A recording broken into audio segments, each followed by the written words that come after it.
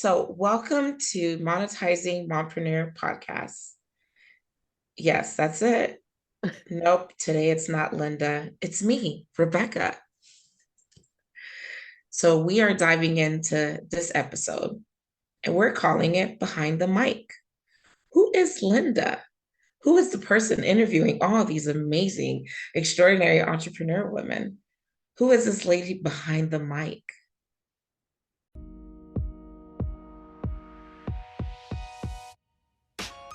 Hello, welcome to Monetizing Mompreneurs Podcast, where I take you behind the scenes with industry leaders, entrepreneurs, moms, working professionals, and amazing people pursuing their passions and going for their dreams. And I'm your host, Linda Mendable.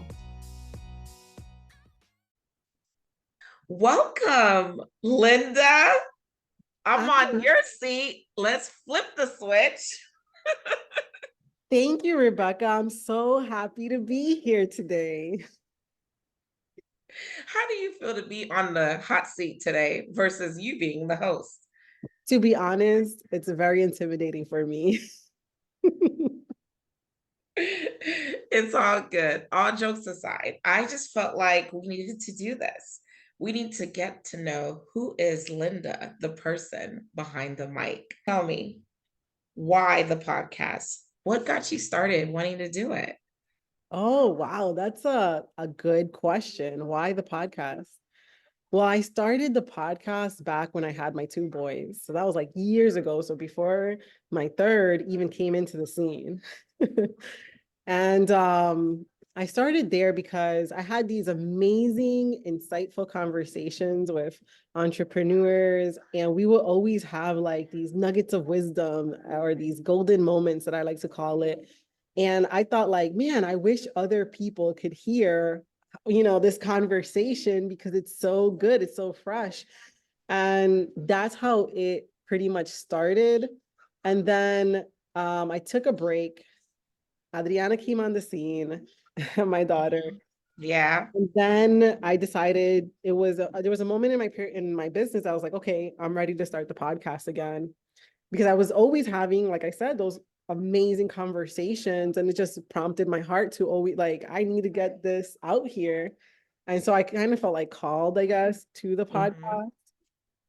And then it was solidified. So I did a whole year of podcasting. It was amazing, through a move, through all that. And then I was like, you know what? There was a moment that I was like, okay, I'm going to switch gears and focus on the society. Mm-hmm. And I took a break. And because of that, I couldn't take on as many clients as I wanted to. So I had to let go of the podcast.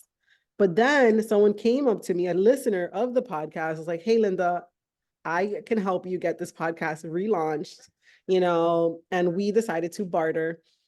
And so she was like, just help me with this and I will help you with that. And we made it work. And so now the podcast has relaunched. And I was like, God, that's only you. Okay, maybe I am meant to do this podcast. Because I was like, if God wants me to do it, he's going to have to make a way. And that's exactly what has happened. And what year was that when you relaunched it? Now, 2024. Really? So as we're speaking right now? As we're speaking right now, Monetizing Mompreneur Society is in beta right now.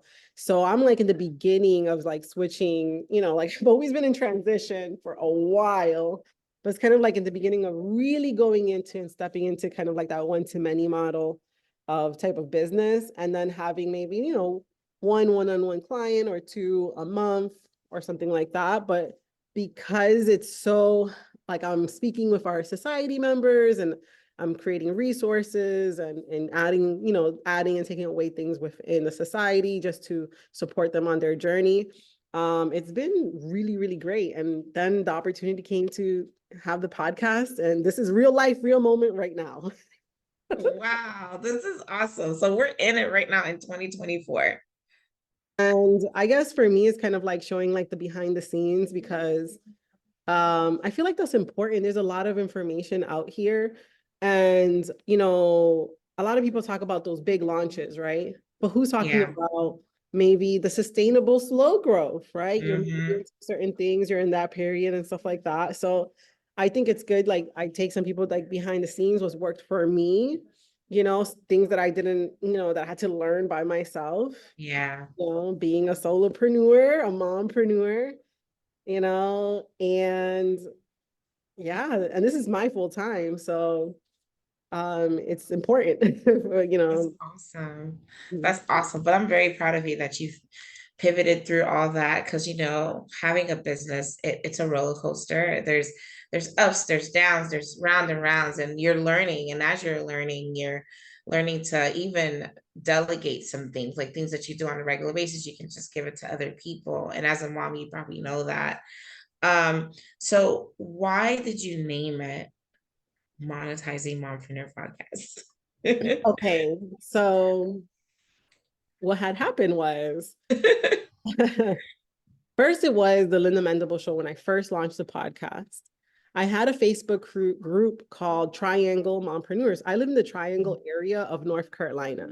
And so I first named it. It was really an initiative to have like for moms to mingle in person more than online, right? And you know how Yeah. hard that is, right? And making biz besties, you know, in person as opposed to online.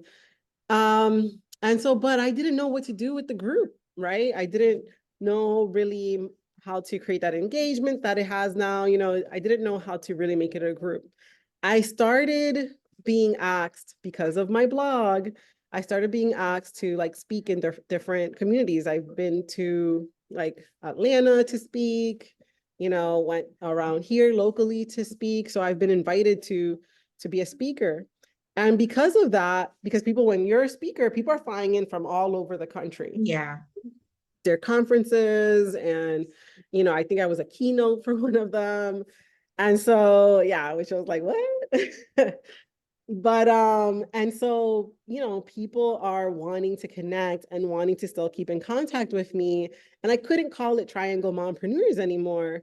And so I really sat down, and this is why like I did my 5-day, you know, how to grow thriving FB community, because I really sat down and thought about what should I name this group? I didn't want a whole long name, right? Yeah.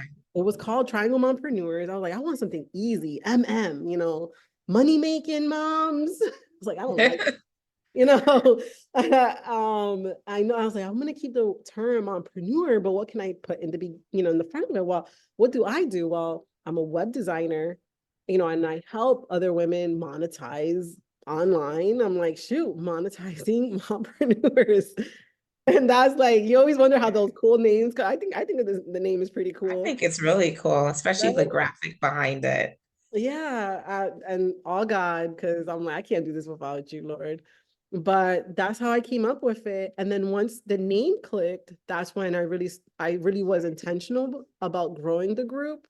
And Mhm. that's where like it's kind of like turned into, but I was like, shoot, I don't want to get too big. Let me copyright this name. Because you know how some people, I was trying to do a summit for monetizing mom, and Mhm. someone took the name, and I was like, yo, yeah. They I was took it like, while you were launching the summit. yeah. And I was like, you know what? Let me copyright this, you know, and let me try, you know, because I was getting the handle for monetizing mompreneurs on Twitter. They took my handle. And I was Mhm. like, yeah, because you could only have like certain characters. And I think it could only do monetizing mom. But that's, you know, Okay. so anything now I copyrighted anything, you know, I can do a cease and desist, or I'm actually protected, right? It's not a TM, it's a copyrighted, you Mhm. know. And I was like, let me copyright this before I get too big. That's why I never was trying to get super huge, you know, or make the group grow really big. Cause I know there's a lot of copycats sometimes. And I was like, Yeah. even though I'm not afraid of copycats, someone copying me, because I really feel like after I put something out there, I'm on to the next thing. So, because, you know, this is always evolving and it's always changing, you know, but I was afraid, like, shoot, how about someone out of the name that I created, someone to send me a cease and desist because they were first to market as far as going through the right channels. And I was like, nah, let me go ahead while I'm small, while I, you know, have the funds and are able to do that. And so that's what I did. I went ahead, got a lawyer, and that was hard. Got a lawyer, you know, listened to a couple of people like, no, go to this person, go to that person. and got someone that was very responsive. And that's really important to me. Like people can recommend you all day long, but if you're not responsive and you're not on top of your stuff, I'm not gonna work with you. I'm gonna think twice about working with you. Wow, that's awesome. I love that. And, unfortunately, we do live in that time where, people see something that looks good and they just take it for their own instead of them being their own selves. But that's good. I didn't know that's how you came out with the name and the story behind it. So tell us something new about you, Linda. We know that you are a wife. We know you have babies. We know that you are an entrepreneur, and we know you are a coach for your community with helping women monetizing their businesses and helping with their web designs. But what is something that the audience doesn't know about you that you feel comfortable to share today? I dislike parsley. Just kidding. Um, I did send that out on my email list, but seriously, I couldn't believe, like, I did send out on my email list, like, how much I really don't like parsley because it was really new to me. My mom never cooked really with parsley. She always cooked with oregano, and oregano and parsley look a lot alike. You And do. my husband comes home after I tell him, wow, that tastes disgusting. What is that? Right? Because he bought parsley and I didn't even know that I hated it. He's like, oh, it's perejil, it's parsley, it's different. I was like, okay. Then the next week, he comes with a spray bottle, cleaning the kitchen, and gets the scent of it. Guess. No way. They have a spray bottle with parsley? Maybe like rosemary or something. Why parsley though? It's so I was like, what earthy. is that smell? It's horrible. What are you doing? And I looked at it and I'm like, this is parsley, it's scented parsley. You probably scared him. He probably was like, "Oh, my wife's pregnant." Like, Girl, like the sensitive sense. Wow, yeah, I have a parsley. really strong nose. It was the most serendipitous thing I've ever come across in my life. How in the world are you gonna have a cleaning agent that it like literally is for cleaning and it's parsley, parsley scent. Who would See, do that? it doesn't even smell like, It smells like delicious. floral It's or blossomy. delicious. Who came up with that? Yeah, eucalyptus makes I was sense. like, this Yeah, is horrible. that's funny how you say that because I don't like, with you being Latina, like I don't like cilantro. I don't like cilantro Um, at all. Like, okay. don't take me to what is that place called? The restaurant. Chipotle. Don't take me to the Chipotle because they put it in everything. The rice has it, and Yeah. I don't like arugula either. Like Oh, okay. Yeah. those two. So So I I can't get it. take you to I get Cava it. and I can't take you to Chipotle. Got it. Or Moe's, whoever has it. But I'll eat anything. But if that's in there, I'll pass. But parsley, wow, wow. So what is it that you love to do on your spare time outside of Oh, business and family? I like to read romance comics, I guess. But like really soft, like, nothing, what I'm saying? Like there's crazy Yeah. stuff out there. No, like really like I really like the ones that they go back in time and they have to, oh, they're the villain. They go back in time. So it's a book, right?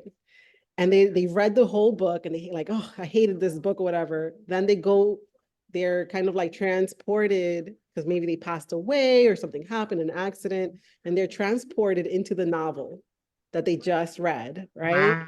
Yeah. So they go back in time in the novel and they're like, hold up, what is this? They're a new character, new face.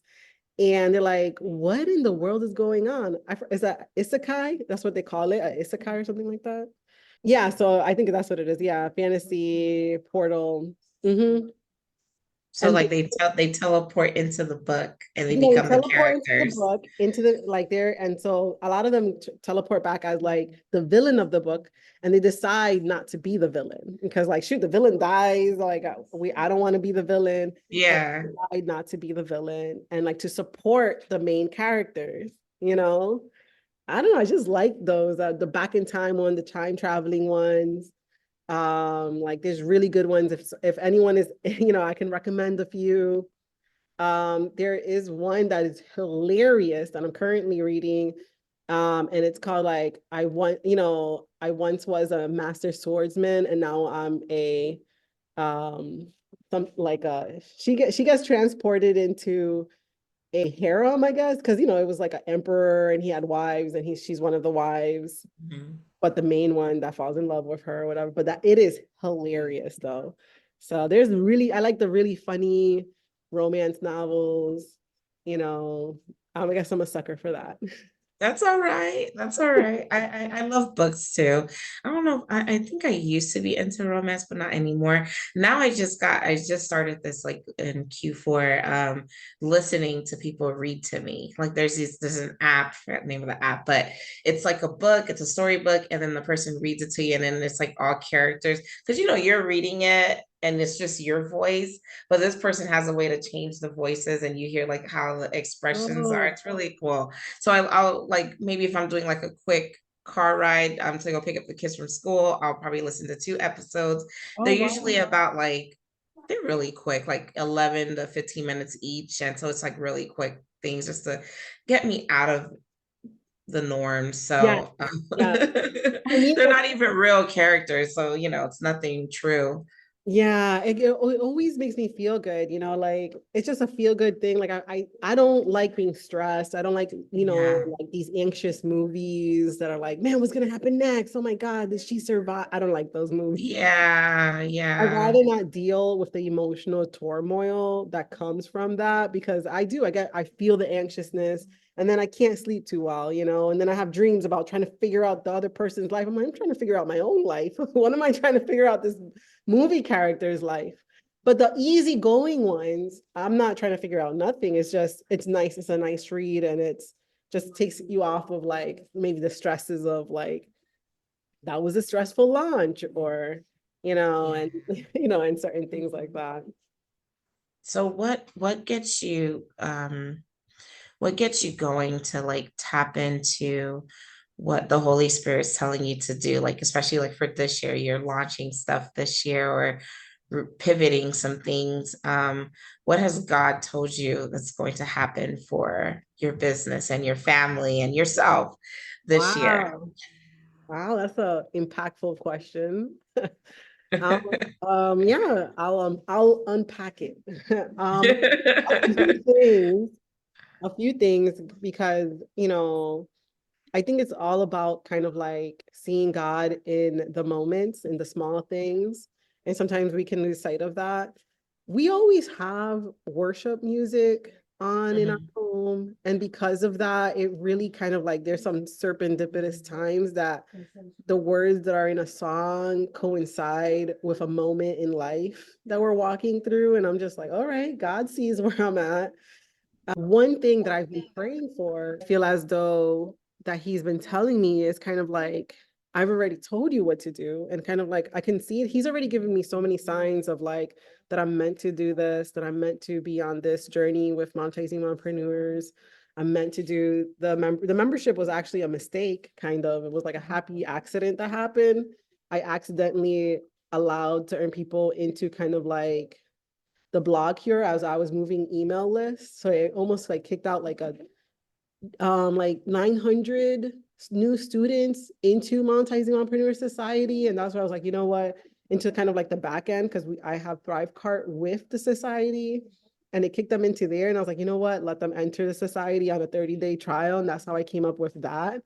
And it was Wow. like, yeah, it was almost like God was like, just go for it. Just do it. Just put it out there. Who's scared? Do it scared, do it afraid, because you can't do things very scared and very afraid. Like, how are people gonna see me? How is this going to look? Are people even gonna sign up? Am I gonna be Yeah. embarrassed? Am I gonna talk about my failures about this? Or am I gonna talk about successes? Right. Right. But how I felt is the what I try to do is, how you like listening to people read your stories. Well, there's an app called Fear into Faith that you can download on Apple, and it reads the Bible, to you. So you can read the whole Bible in a year, and it's structured for the full year. And each week they have certain books that it reads through, and it reads it in chronological order. I like that because have you ever tried to read a Bible in a year in the Bible Yeah, app, and Matthew it's comes just, up and it's not chronological order? yeah, this is So true. yeah, so it actually has it in chronological order that you can finish, and because sometimes you read a certain part and then you got to go back and reread it because you like Yeah. lost track. Especially like some of the parts in the Old Testament, like like the King James and things are just like, what was that? Like who, and some of the characters or the people, you can't even pronounce their names or the countries they lived in. Yeah, So I yeah. actually got like a recent revelation, that it talks about God's law, and there was this in Exodus, because I'm reading through Exodus with the Bible app, with that app that I was talking about, because it just makes it so much easier. And I always like write down like what I get from it. There's a couple of things I gotten from it. There's a point that Moses is talking with his father-in-law, and his father-in-law is seeing that he has a whole bunch of people that he's managing over, and he's like, "You're gonna get burnt out. You're doing this the wrong way." And he tells them, why don't you have someone govern over 100, someone govern over 50, and someone govern over 10? And I was like, shoot, if I do get bigger, that's how I'm going to structure it, right? If I have Monetizing Mompreneur Society and our members grow, because right now I think we're at 36 members. And I think for just coming out, I think it's pretty awesome for me. It's pretty great. And some are on the trial and some are paid. Some have already transitioned into paid. And then before I even did the free trial, we had paying members. So, but it just came out the way. And my paying members are not even, they're not even batting an eye. They love it. And because they only paid for a 6-month time frame, the paying members, but now I have also people that transition into the full membership. So that become founders. I'm like, wow, this is so cool. So I was like, okay, because I know this is what I want to do. And I know I want to kind of like, because it just complements everything that I'm doing anyways. And I was like, okay, I want to continue to grow this and continue to nurture it. And if I ever come across that we're at 100 members, I know to break it down into groups of 10, right? And have someone Yeah, over the group of the 10, over the group of the 100. So right. that's why I got the idea in the Bible, like, okay, if I ever go to that growth. And then there was another part recently that, because I've been really thinking about Jesus lately and just his sacrifice, because sometimes we can feel so much shame in our walk. We can feel like, Mhm. you know, the enemy can attack us on our insecurities, right? You're not worthy, or you're not this, or you're not that imposter syndrome and Yeah, all of that. And sometimes if we just cast, it's not me doing it, it's God doing it, and cast it on to, hey, Jesus, this is on you. I'm going to show up as my best self. I'm going to do the best, you do the rest. that's But right. so there was Amen. another part in the Bible that talks about where God is talking about the law when Moses goes up and gets the tablets. And now, so that the guy is reading through the law. There's a part that really stuck out to me about like, if like something happened to the slave, right? Because they were talking about like, and the slave, it wasn't really slavery. It was more like the person, as far as like they were indentured servants, I guess that's what I would call that, because they would serve for like, I think like a certain type of period, and then they were Mhm. allowed to be free and have a certain Yeah, like, I was like paid their debts. yeah. Yeah, What yeah. it was, yeah, they were paying their debts. And so they were talking about like if they're the servant that is still within their debt, and Hmm. they, something happens to them, that, that the oxen impales them, or I know it's crazy, but something happens to them, then you have to pay 30 pieces of silver for that, and that indentured servant. I guess that's what I would call it, right? And then I was just thinking about, how does that correlate with the New Testament? Well, guess who died for us and who took it all upon us, almost like, you know, almost like a servant, right? He was the least among us. And guess how much Judas got for Jesus, right? For turning him, and it was 30 pieces of silver. So, Wow. yeah, so that's kind of like how the Old Testament and the New Testament, how God really brings it full circle. Like, Jesus came to serve. he was a servant, you know, and because of that, something did happen to him. I mean, God really kind of like gave a lot of rules, right? A lot of like, hey, do it this way, do it that way. And there's a series on Amazon that talks about, that goes into the science of God and how it correlates with the Bible and why, how it makes sense. So Mm. pretty cool. So I show And that to that's kids sometime. like you're such a good teacher to like your community. I don't know if anyone has ever told you that, but you just have like this passion and purpose to teach and to have people learn, and you're very patient. Like I do remember after I had my baby, I was like, oh my God, when you become a mom again, you're like, oh, I'm behind again. Like, let's start all over again. Mind you, my oldest is 14, so we really started all over. So, and she's two, so we have a 2, 7, 8, and a 14-year-old. I say this because I took it was like a 30-day challenge that Mm. you had, and it was biblical principles along with things within your life, and I did the whole thing religiously. I probably missed like 2 or 3 days and I had to like catch up, but it was so good, like the way you executed the work. So like those who are listening, if you're not part of Linda's, her group and her Facebook, her membership, she's really patient with her teaching, and she's all about, making sure that you're learning well. And I did it alone, so it wasn't like live with you there. So it just goes to show you weren't present, but you knew how to execute the material really well. It was Oh, really good. oh, thank you. That's the 30 Days of Grace challenge. It's all done. I mean, and I should promote it more.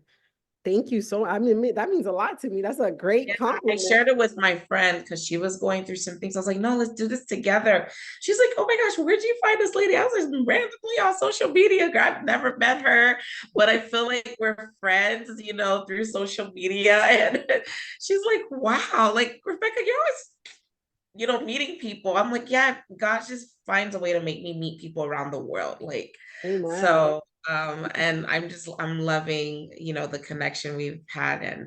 And so with all that being said, Linda, what is it that you feel will be the next steps for monetizing mompreneur?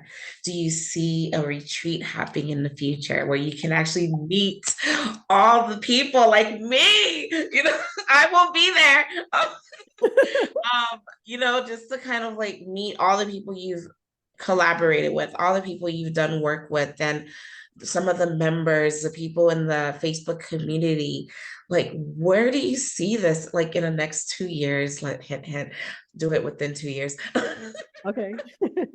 You and someone else there's a few of you guys in the group, in our Facebook group, that have been asking me about an in-person event. The reason why I have a little bit of resistance is because I've done an in-person event before and I know the work that goes behind it. And, I'm the type that I'm like, how hard could it be? Let's just do it. And I go and do it and I figure out, oh man, it's not as easy.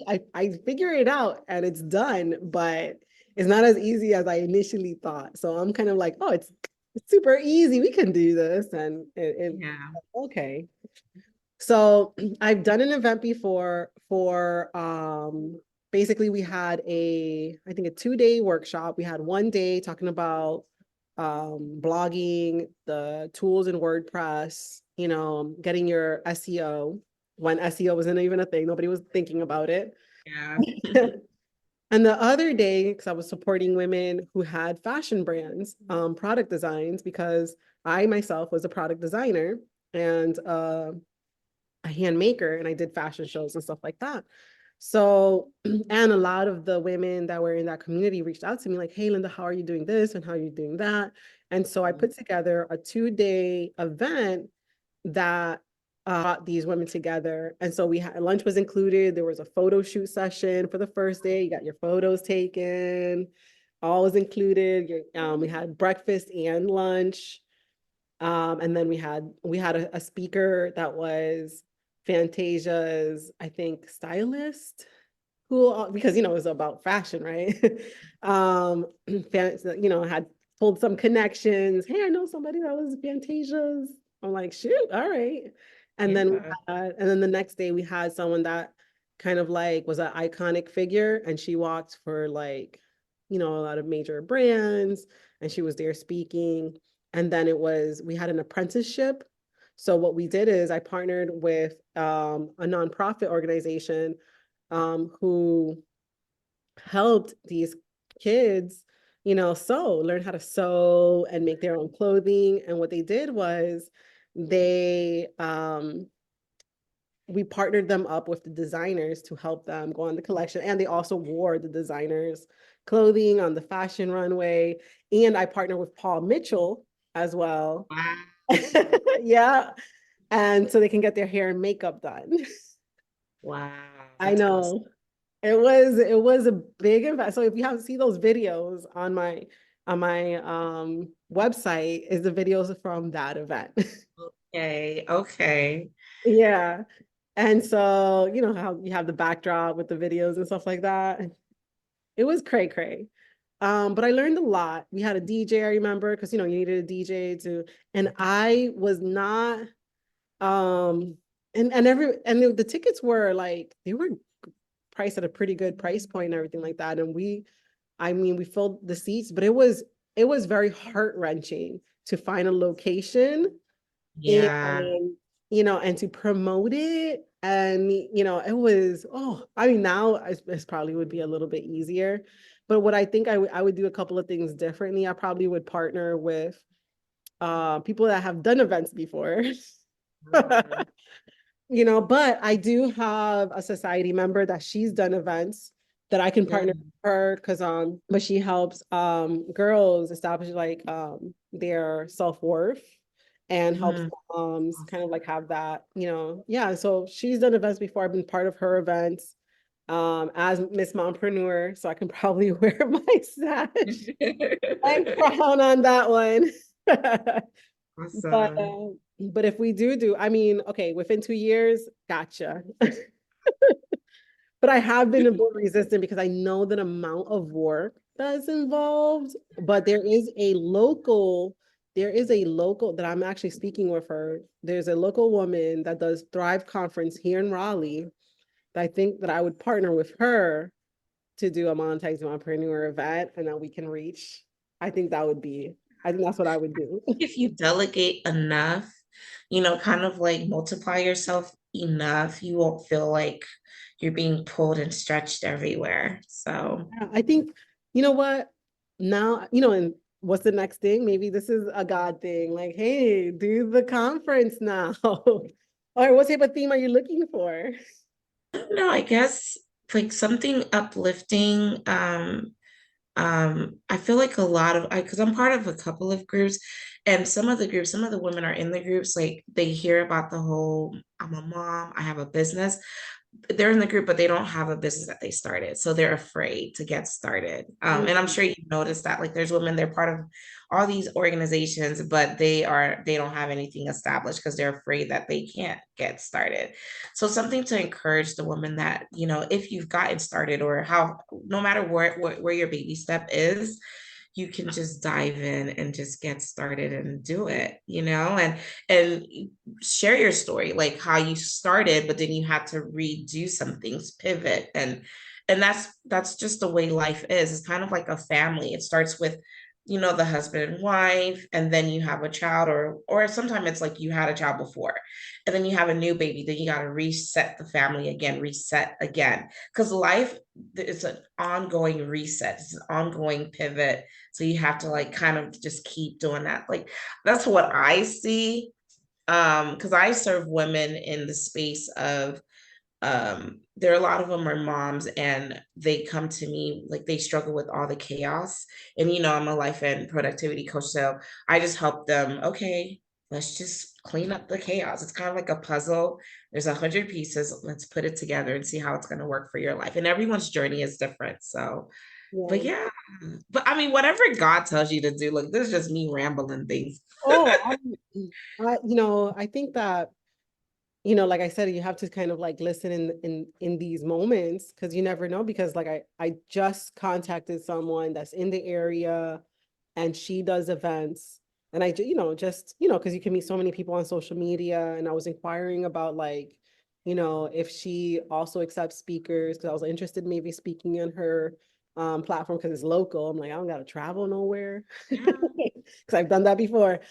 And, and I just think like, okay, we have our own community. And I do hear a lot from our community members that they want more in-person events. Mhm. The thing about it is like, we can theme it, we don't have to, because there is already a lot, like you were saying, there's already a lot of events that are aimed for, keep on going, and you already got this, Yeah. make it bigger. But what about, let's just get started, like a Yeah. get Let's started. get started.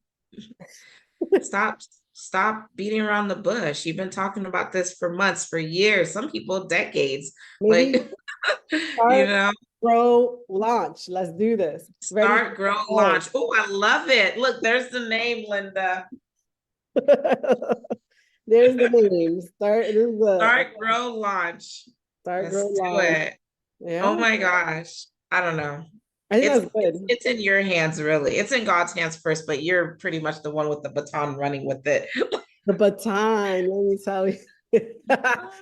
Man, I learned a Like lot. I just envision a woman getting past a baton and she has her heels on and she's running to the finish line and she's Let me tell you, I remember stilettos. I was a track and fielder, and I, Oh my gosh, I had no idea. yeah, Wow. and I have a story that was one of my most horrible, humiliating failure moments being a baton runner.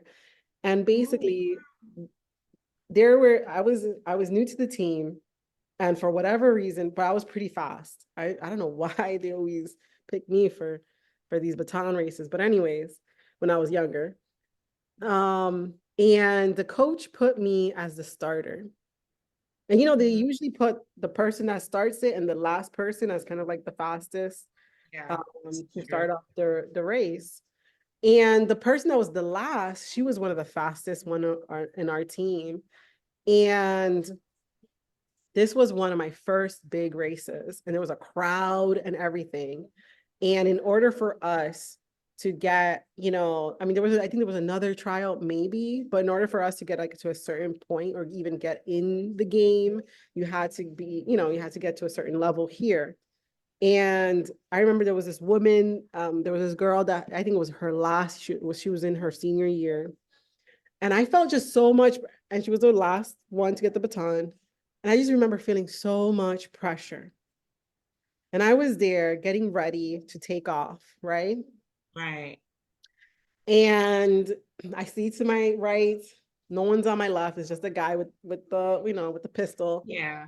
And there's girls lined up, and as you can see them, and I'm there, and I'm like waiting for it to turn on. And because I didn't know the rules of the game, and I didn't know like, oh, maybe I messed up or maybe this.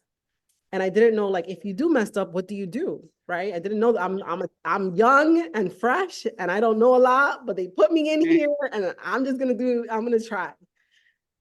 The the the shot goes off. I run a few steps.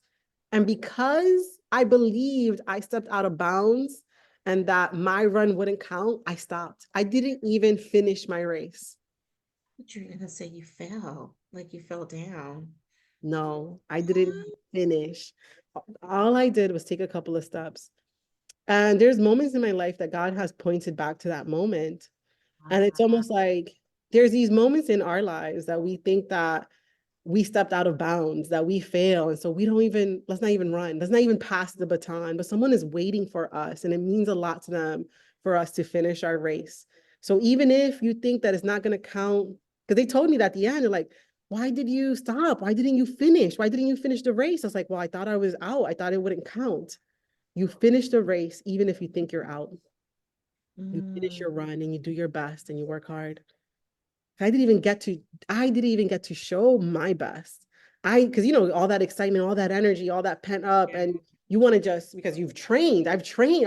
I had trained for this moment, and I froze under the pressure and under the belief that because I kind of like I didn't get started the right way, and maybe I stepped out of bounds, but I was so embarrassed of maybe I made a mistake that I did not keep on going, right? And a lot of us are like that out here.